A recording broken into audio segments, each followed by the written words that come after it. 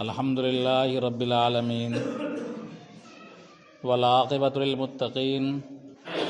والصلاة والسلام علی سید المرسلین اما بعد قال اللہ تبارک و تعالی فی کلامہ المجید اعوذ باللہ من الشیطان الرجیم بسم اللہ الرحمن الرحیم یا ایہا الذین آمنوا اذا نودی للصلاة من یوم الجمعۃ فاسعوا الی ذکر اللہ وذروا البیع ذالکم خیر لکم لعلکم تذکرون۔ صدق اللہ العظیم۔ محترم بزرگوں، عزیز ساتھیوں، جو آیت میں نے پڑھی ہے اس آیت کا تعلق جمعہ کی اذان اور نماز سے ہے، اور پہلے بھی کئی بار جمعہ کے آداب کے تعلق سے بات آئی آپ حضرات کے سامنے۔ آموختہ ہی کے طور پر کچھ باتیں عرض کی جائیں گی یاد دہانی کے لیے۔ اس سے پہلے ایک اہم بات جو سفروں کے دوران میں نے محسوس کیا ہے، دیکھا ہے کہ ہماری خوبیاں جو ہمارا حصہ تھیں، ہماری اچھائیاں جو ہماری فطرت میں داخل تھی، اور جن اچھائیوں سے مذہب اسلام نے متعارف کروایا تھا، ہم مسلمان ان اچھائیوں کو چھوڑ رہے ہیں اور دوسرے لوگ ان اچھائیوں کو اپنا رہے ہیں۔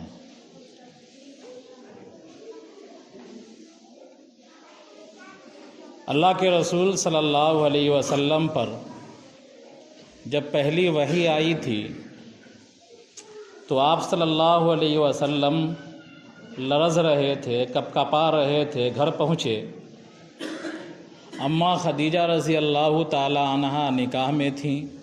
زوجہ مطہرہ تھی۔ اماں خدیجہ رضی اللہ تعالی عنہا سے آپ نے عرض کیا کہ ایسا ایسا واقعہ غار حرا میں پیش آیا ہے، تو اماں خدیجہ رضی اللہ تعالی عنہا نے نبی اکرم صلی اللہ علیہ وسلم کو تسلی دیا، اور اس تسلی میں چند کلمات انہوں نے استعمال کیا۔ وہ کلمات یہ ہیں کہ اِنَّكَ تَحْمِلُ الْكَلَّ وَتَكْسِبُ الْمَعْدُومَ وَتُقْرِي الضَّيْفَ۔ کہ اللہ کے رسول صلی اللہ علیہ وسلم، آپ تو لوگوں کے بوجھ کو ہلکا کرتے ہیں، آپ تو بے کسوں کے لیے کماتے ہیں، سہارا بنتے ہیں، آپ مہمانوں کی ضیافت کرتے ہیں، آپ غریبوں، فقیروں، لاچاروں کے آسرا بنتے ہیں۔ اللہ تعالیٰ آپ کو ضائع نہیں کرے گا۔ تو جن صفات کا ذکر کیا اماں خدیجہ رضی اللہ تعالی عنہا نے کہ لوگوں کے بوجھ کو اٹھانا، بے کسوں بے بسوں کی خبرگیری کرنا، غریبوں فقیروں کا خیال کرنا، دبے کچلے لوگوں کے ساتھ میل جول رکھنا، ان کو اوپر اٹھانے کی کوشش کرنا، یہ نبی کریم صلی اللہ علیہ وسلم کی عادت تھی، فطرت تھی۔ اور اماں خدیجہ نے اس وقت کہا کہ آپ کے اندر یہ صفات ہیں، اللہ تعالیٰ آپ کو ضائع نہیں کرے گا۔ میں پہلے بھی کہا تھا، یاد ہوگا، کہ یہ تمام چیزیں خدمت خلق کے زمرے میں آتی ہیں، اور جو قوم بھی ترقی کرنا چاہے اور دوسروں کے دلوں میں اپنی دھاک بیٹھالنا چاہے، اور جو قوم بھی اجتماعی اعتبار سے یہ چاہے کہ ہم کو عزت مل جائے، اس کو خدمت خلق کو اپنانا ہوگا۔ اسلام جو ہندوستان کے اندر پھیلا ہے، وہ اولیاء اللہ سے پھیلا ہے، صوفیہ کرام سے پھیلا ہے۔ بادشاہوں نے اسلام نہیں پھیلایا ہے، بادشاہوں نے تو جنگیں لڑی ہیں، بادشاہتیں کی ہیں، لیکن اسلام پھیلانے کا جو ذریعہ بنے ہیں وہ عام طور پر اولیاء اللہ ہیں، جو باہر سے آئے یا ہندوستان ہی کے رہے، ہندوستان ہی میں ہوئے، اور انہوں نے خدمت خلق ہی کو ہتھیار بنایا تھا۔ ان کے یہاں غریب فقیر لوگ آیا کرتے تھے، ہر طرح کے لوگ آیا کرتے تھے، ان کے لیے کھانے پینے کا بندوبست کرتے تھے، ان کے لیے لنگر خانے چلتے تھے، ان کو اپنے پاس بیٹھال کر کے عزت دیتے تھے۔ شیخ الاسلام رحمۃ اللہ علیہ کے بارے میں، مولانا مدنی رحمۃ اللہ علیہ کے بارے میں آتا ہے کہ ایک کوڑھی تھا جس کو برس کی بیماری تھی، کوڑھ کی بیماری تھی، مولانا مدنی رحمۃ اللہ علیہ کے دسترخوان پر سامنے بیٹھ کر ان کے پلیٹ میں سے کھانا کھایا کرتا تھا۔ تو ہندوستان میں جو اسلام پھیلا ہے وہ خدمت خلق کے ذریعے سے پھیلا ہے۔ بدقسمتی ہے ہماری کہ ہم اور آپ نے خدمت خلق کو چھوڑ دیا ہے اور دوسرے لوگوں نے خدمت خلق کو اپنا لیا ہے۔ آپ جائیے مختلف شہروں میں دیکھیے، ہزاروں لوگ بھوکے رہتے ہیں، ہزاروں لوگ ننگے رہتے ہیں، جن کا کوئی سہارا نہیں، ان کو کمبل اوڑھانے والا بہت کم مسلمان ملے گا، ان کو کھانا کھلانے والا بہت کم مسلمان ملے گا، لیکن زیادہ تر ان کو کھانا کھلانے والے سکھ لوگ ملیں گے۔ ان کے مذہب میں بھی لنگر کھلانا فرض ہے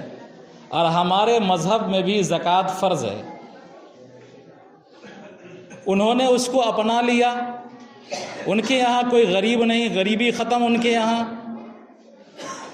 اور جگہ جگہ ہاسپٹلوں پر اور ایسی بھیڑ بھاڑ کی جگہوں پر جہاں غریب لوگ رہتے ہیں وہاں ان کا لنگر پہنچ جاتا ہے۔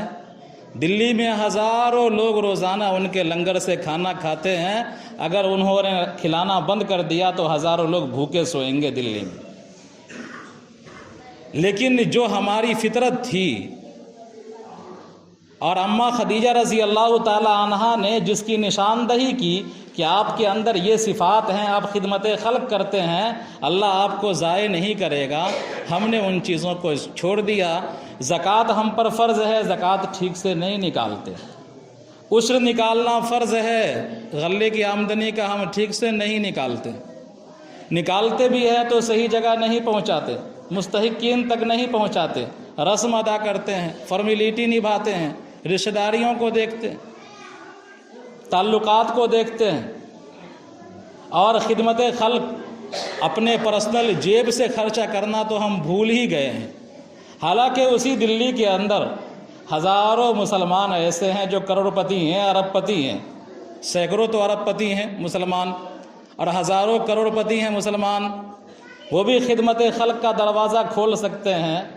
اور مریضوں کی خبرگیری کر سکتے ہیں، مریضوں کی دوا فری کر سکتے ہیں،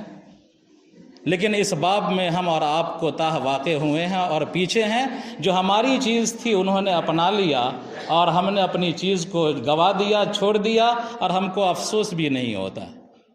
تو ہندوستان میں اسلام پھیلا ہے خدمت خلق کے ذریعے بھی۔ آج بھی اگر ہم چاہتے ہیں کہ اسلام کی یہ مسلمانوں کی عظمت رفتہ واپس آ جائے اور مسلمانوں کی عظمت لوگوں کے دلوں کے اندر بیٹھ جائے، تو ہم کو وہی طریقہ اختیار کرنا ہوگا جو طریقہ ہندوستان میں اولیاء اللہ نے اختیار کیا ہے۔ خدمت خلق کا دروازہ اپنانا ہوگا اور اس کے ذریعے اللہ کے دین کو پہنچانا ہوگا ان تک۔